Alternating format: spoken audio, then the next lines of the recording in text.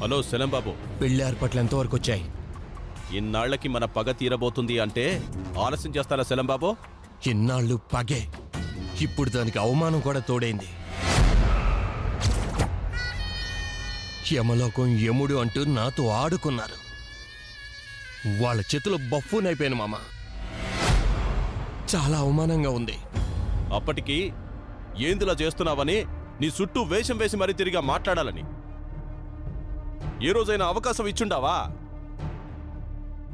అంత మాయ చేశారు మామ వాళ్ళు. అందుకే దెబ్బ కొట్టాలి. నన్ను యదవం చేసి నేనే దగ్గరుండి పెళ్లి చేయాలనుకున్నారు కదా.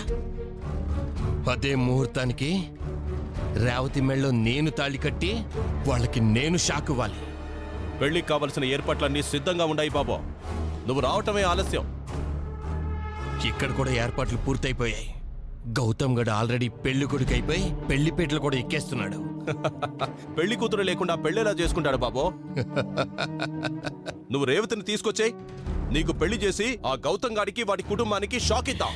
రేవతి నా కోసమే అక్కడ పెళ్లి కూతురులా రెడీ అవుతుంది.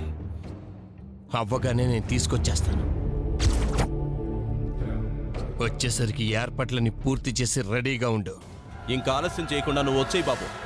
పెళ్లి సెటప్ ఎదురు చూస్తా ఉండాది. 10 నిమిషాల్లో నేను అక్కడ ఉంటాను. ఓకేనా?